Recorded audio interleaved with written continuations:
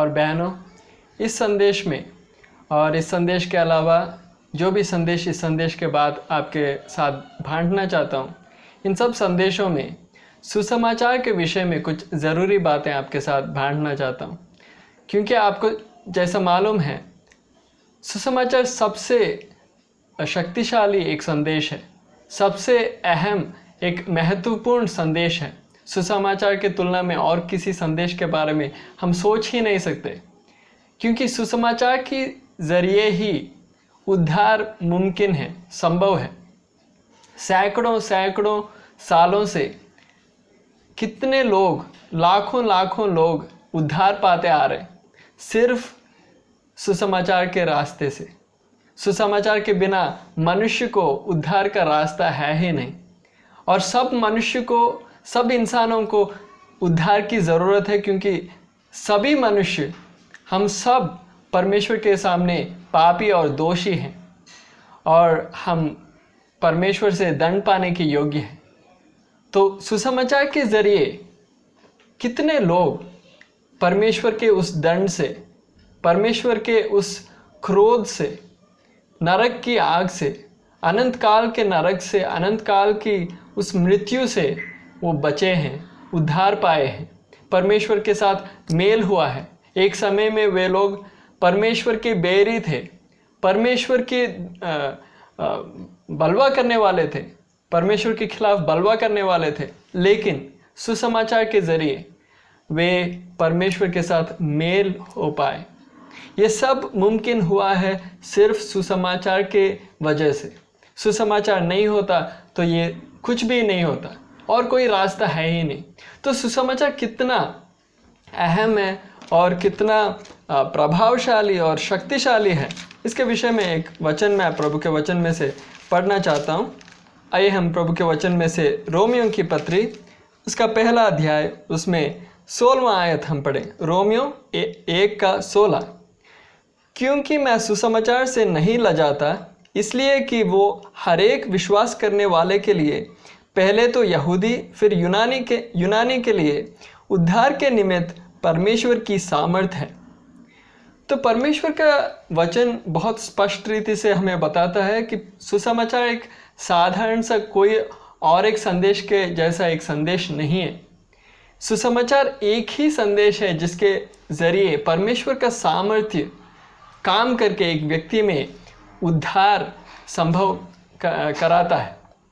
एक व्यक्ति सुसमाचार का संदेश सुनता है और उस संदेश के ऊपर जब विश्वास करता है, होता क्या है? परमेश्वर का वचन कहता है परमेश्वर का सामर्थ्य जो सुसमाचार के उस संदेश में है, उस सुसमाचार के संदेश के ज़रिए काम करते हुए, उस व्यक्ति के जीवन में काम करते हुए उस व्यक्ति को उद्धार दिलाता है। तो सुसमाचार कितना अहम है, कितना अद्वितीय है। अद्वितीय मतलब किसी और संदेश है ही नहीं जो ये काम कर सके, कोई और रास्ता है ही नहीं, कोई और बात है ही नहीं जिसके ज़रिए उद्धार मिल सके। लेकिन ये इतना अच्छी बात है तो भी सुसमाचार के ज़रिए उद्धार प्राप्त होता है, परमेश्वर के साथ मेल होता है और स्वर्ग में हमें मुफ्त प्रवेश मिलता है, तो भी हमें याद रखना है कि शैतान ये कुछ भी नहीं चाहता। वो नहीं चाहता कि कोई उद्धार पाए, वो नहीं चाहता कि कोई सुसमाचार को सुने, विश्वास करे और उद्धार पाए। तो वो करता क्या है? पहले तो वो बाहर से वार करता है, बाहर से ये कोशिश करता है, वो पूरा जोर लगा देता है कि कोई भी सुसमाचार को प्रचार ना करे और कोई भी सुसमाचार को सुने ना और विश्वास करे ना। वो पूरा जोर मारता है, लेकिन वो बाहर से वार करते समय, वो पराजित होते समय, वो हारते समय, वो अंदर घुसकर काम करना कोशिश करने लगता है। अंदर कैसे घुसता है? एक तरीका ये है कि सुसमाचार का उस संदेश को ही बिगाड़ना चाहता है। इसके विषय में परमेश्वर के वचन में स्पष्ट रीति से कई जगहों में हम पाते हैं, पढ़ते हैं।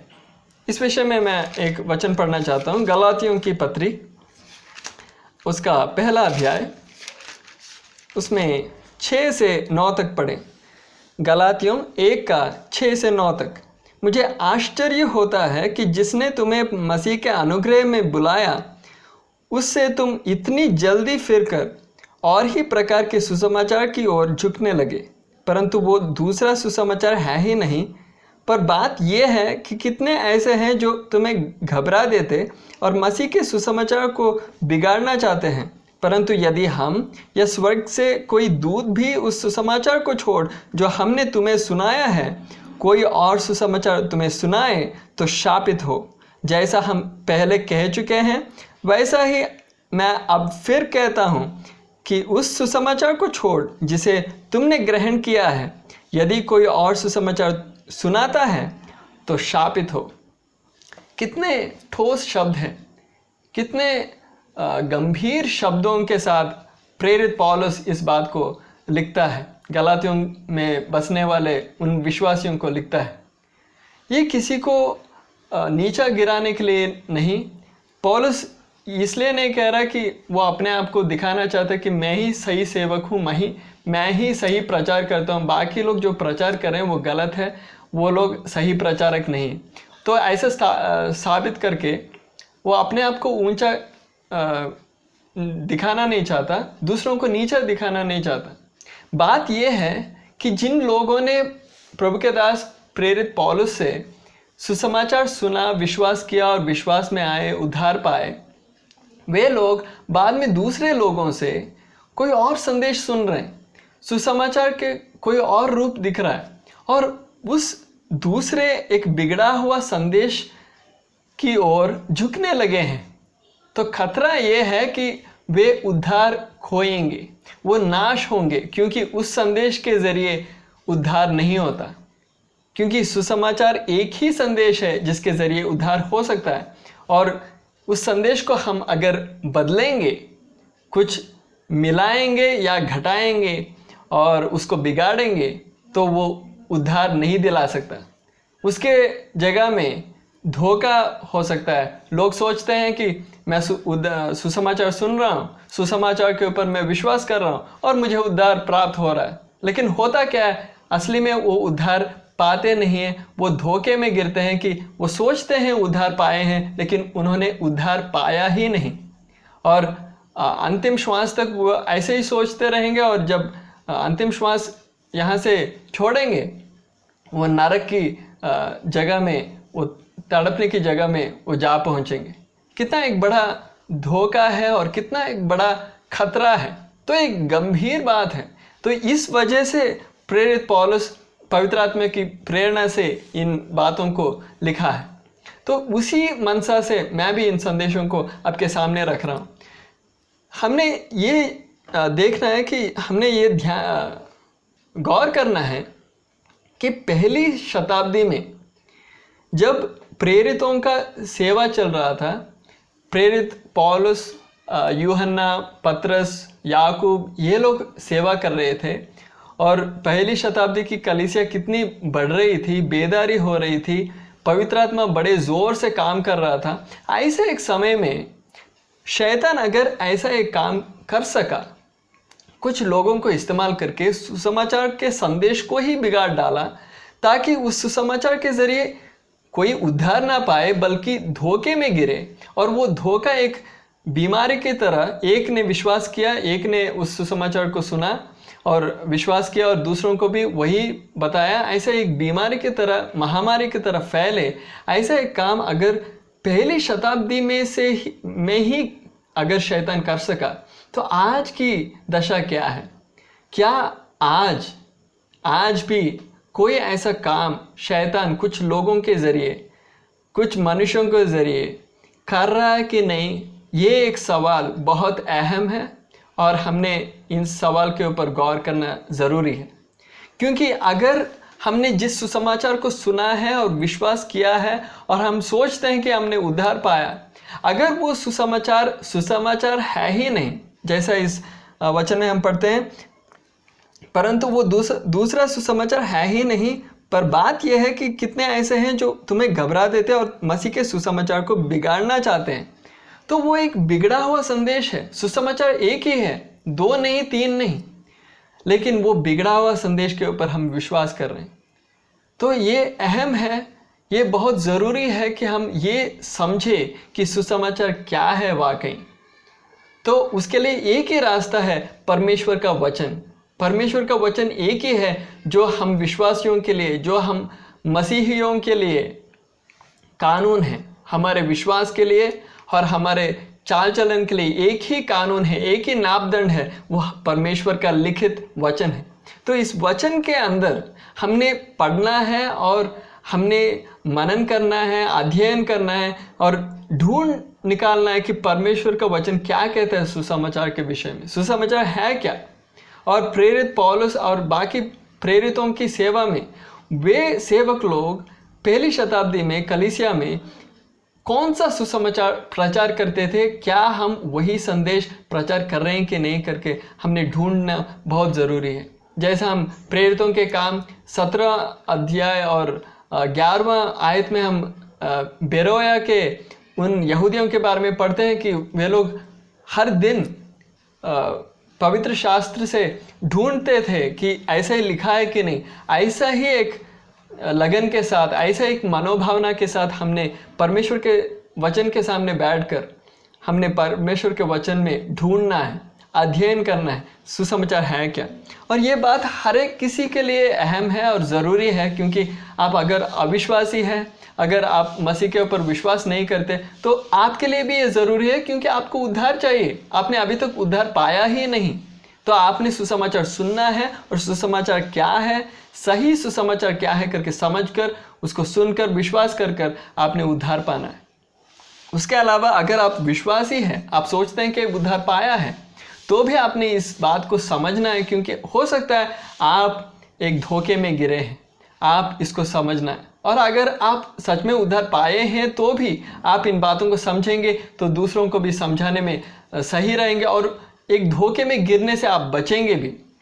तो अगर आपने एक सुसमाचार सुना है, उससे आप बचेंगे।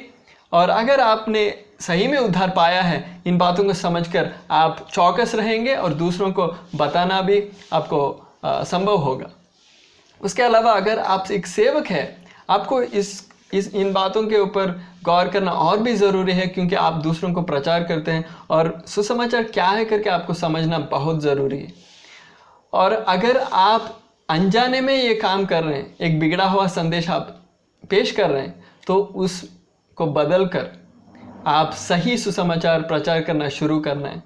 अगर आप जानबूझकर कर रहे हैं तो आपको मन फिराने की ज़रूरत है, क्योंकि ये बहुत भारी पड़ेगा आपके लिए, क्योंकि परमेश्वर के अदालत के सामने आपको खड़ा होने पड़ेगा और उस दिन आपको बहुत भारी पड़ेगा।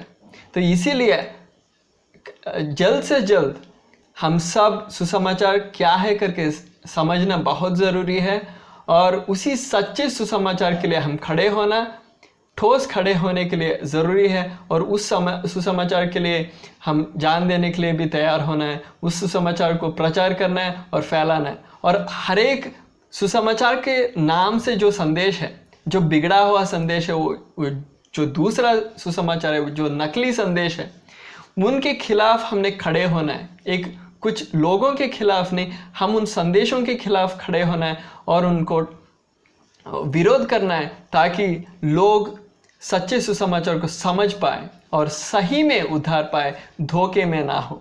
तो ऐसा एक अध्ययन इस संदेश का इस संदेश में एक परिचय है। तो आने वाले दिनों में जो भी संदेशों में हम इस विषय के ऊपर हम गौर करेंगे, अध्ययन करेंगे, तो स्वाभाविक है कि आपके मन में शक उठेंगे, सवाल उठेंगे। तो ऐसे समय में आप मुझे ईमेल कर सकते हैं। ईमेल मेरा इस वीडियो के डिस्क्रिप्शन में होगा और हर एक संदेश के अंत में मेरा ईमेल आप देख सकते हैं। उसके अलावा कमेंट्स सेक्शन में आप कमेंट भी कर सकते हैं, कमेंट्स लिख सकते हैं और पूछ सकते हैं, सवाल पूछ सकते हैं, शक को आप प्रकट कर सकते हैं। लेकिन एक वाद विवाद के लिए नहीं, एक वाद विवाद को जीतने के लिए नहीं, बल्कि हमने सच्चाई को समझना है। उस मनसा से हम परमेश्वर का वचन का अध्ययन करें और परमेश्वर की कृपा और परमेश्वर के अनुग्रह के अनुसार मैं भी कोशिश करूंगा आपके सवालों का उत्तर देने के लिए।